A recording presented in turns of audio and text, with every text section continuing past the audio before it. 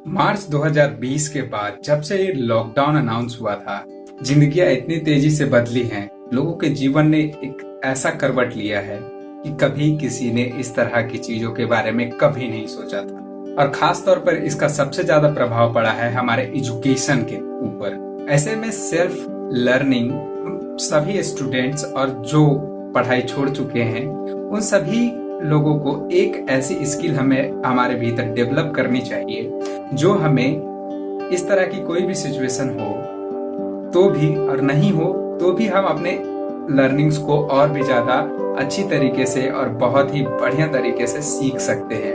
वो क्या है, आज की इस वीडियो में बात करेंगे सेल्फ लर्निंग के ऊपर। इस सेल्फ लर्निंग के क्या फायदे हैं, क्या नुकसान हैं और सेल्फ लर्निंग हम कैसे कर सकते हैं, क्या इसके तरीके हैं, कैसे स्टेप बाय स्टेप हम इन सारी चीजों को समझेंगे और इम्प्लीमेंट भी करेंगे। आइए जानते हैं कि क्या है सेल्फ लर्निंग के फायदे।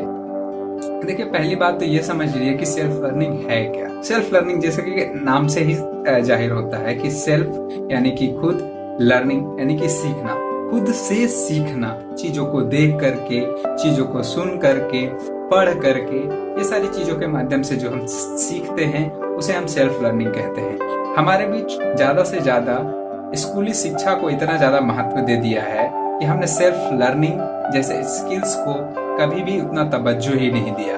और इस चैनल के माध्यम से मैं वैसे वीडियोस आप लोगों के साथ लेकर के आता हूँ, वैसे स्किल्स आप लोगों के साथ शेयर करता हूँ जिसको सीख करके आप अपने आप को तो इम्प्रूव करेंगे ही, साथ ही साथ आप खुद एक इंस्पिरेशन बनेंगे दूसरों के लिए, क्योंकि आप गलत करें या सही करें लोग आपको फॉलो करते हैं। सेल्फ लर्निंग के क्या फायदे हैं?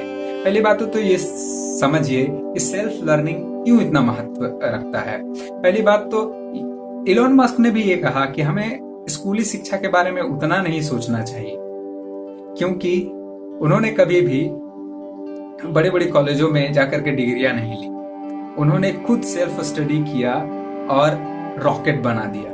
अब सोचिए कि सेल्फ स्टडी का पावर कितना ज्यादा है। सेल्फ स्टडी के क्या फायदे हैं ये मैं आपको बताता हूँ। सेल्फ स्टडी में आपके पास आजादी होती है अपने रुचि के सब्जेक्ट्स को पढ़ने का।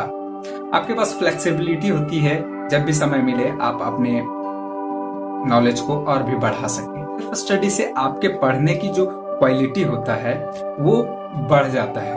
आपको ये पता ही नहीं होता है कि आप 3 घंटे के लिए बैठे थे और आपने 8 घंटे तक पढ़ाई कर ली।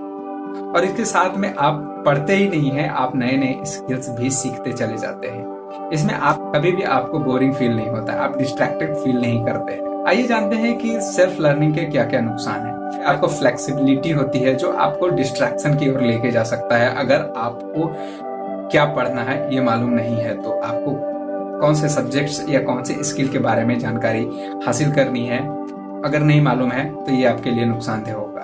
और आगे मैं 6 स्टेप बताऊंगा। अगर ये स्टेप बाय स्टेप आपने फॉलो कर लिया या फॉलो करते हैं तो यकीन मानिए आपको आगे बढ़ने से कोई नहीं रोक सकता है। इसमें मैं अपना एग्जाम्पल भी शामिल करूंगा कि कैसे मैंने सेल्फ लर्निंग करी और कैसे मैं सेल्फ लर्निंग करके सीख रहा हूँ। आइए अब हम जान लेते हैं कि सेल्फ लर्निंग हम कैसे करेंगे। सेल्फ लर्निंग करने के लिए मैं जो आगे 6 टिप्स में बताने जा रहा हूँ उसमें से पहला टिप्स है identify what you want to learn. Identify कीजिए उन सारी चीजों को, इन चीजों के बारे में जानकारी हासिल करना चाहते हैं, कौन सी स्किल सीखना चाहते हैं, ये आपको पता होना बहुत जरूरी है। कहते हैं ना कि अगर मंजिल का पता ही ना हो तो राही भटकता ही रह जाता है और भटक करके आप कुछ नहीं हासिल कर सकते। तो आपको ये पता होना चाहिए कि आप क्या सीखना चाहते हैं। दूसरा पॉइंट आगे आता है कि आप उन सारे रिसोर्सेज के बारे में पता कीजिए कि कौन कौन से रिसोर्सेज हैं जहां से आप इन सारी स्किल्स को या लर्निंग्स जो आप चाहते हैं, जो आपका गोल है, उसके बारे में सीख सकते हैं। हो सकता है कि कोई वीडियोज हो सकता है कि कोई ऑनलाइन कोर्स हो, आर्टिकल हो, वीडियो हो, बुक्स हो, जिसके माध्यम से आप जो सीखना चाहते हैं वो सीख सके। तो मैं वो प्लेटफॉर्म सर्च कर रहा था कि मैं कहाँ से सीख सकता हूँ। वैसे यूट्यूब तो था ही, लेकिन सारे वीडियोस स्ट्रक्चर वे में उस टाइम पे नहीं था।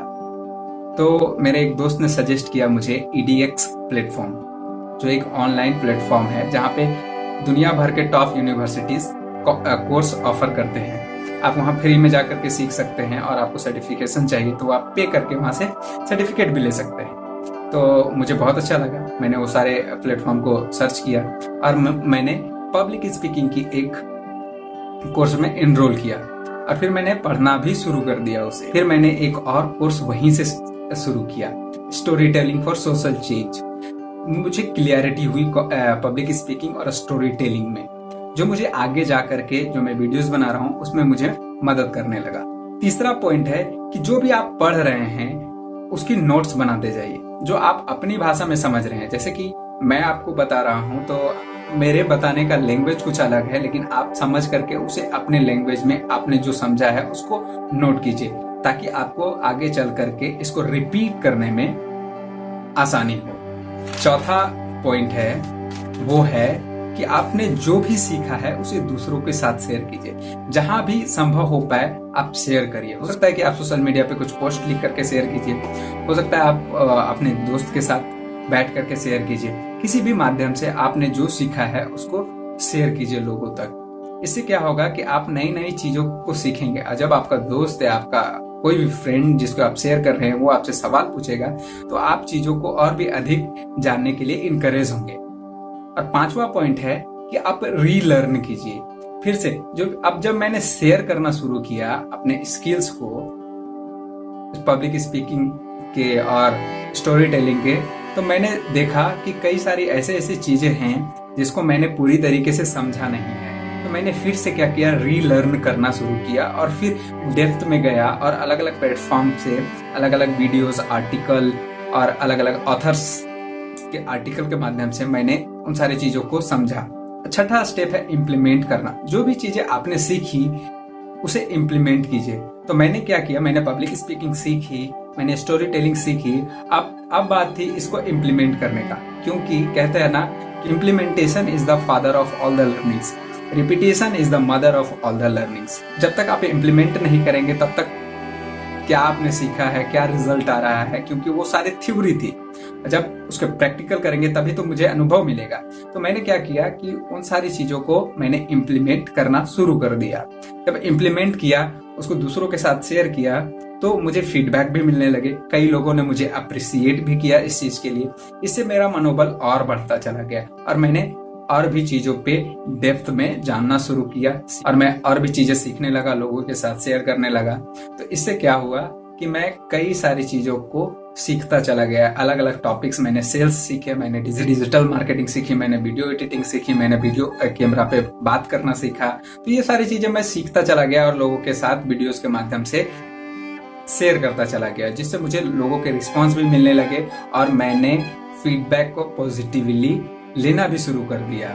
तो मैं इतने सारी चीजें सेल्फ लर्निंग के थ्रू कर रहा था।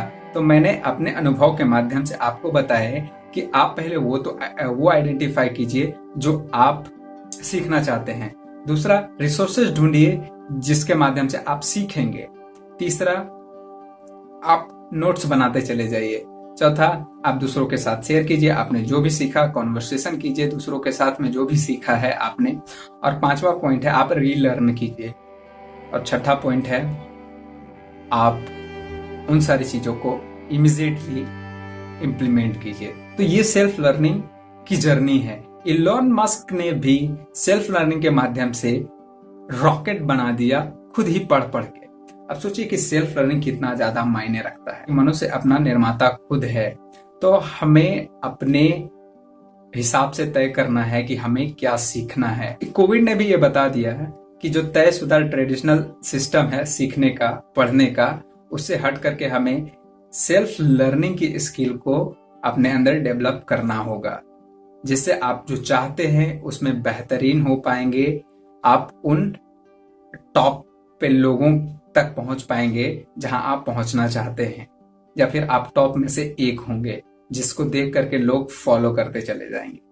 तो ये थी मेरे हिसाब से सेल्फ लर्निंग के कुछ टिप्स जो मैंने अप्लाई किए और आप लोगों के साथ शेयर किया। आपने सेल्फ लर्निंग शुरू कर दी है तो मुझे बताइए कमेंट बॉक्स में, और मुझे ये भी बताइए कि ये सारी लर्निंग जो मैंने आपको शेयर की है ये आपके लिए कितना ज्यादा फायदेमंद है या नहीं है, क्योंकि आपके फीडबैक मुझे और भी ज्यादा इम्प्रूव करने के लिए मदद करते हैं।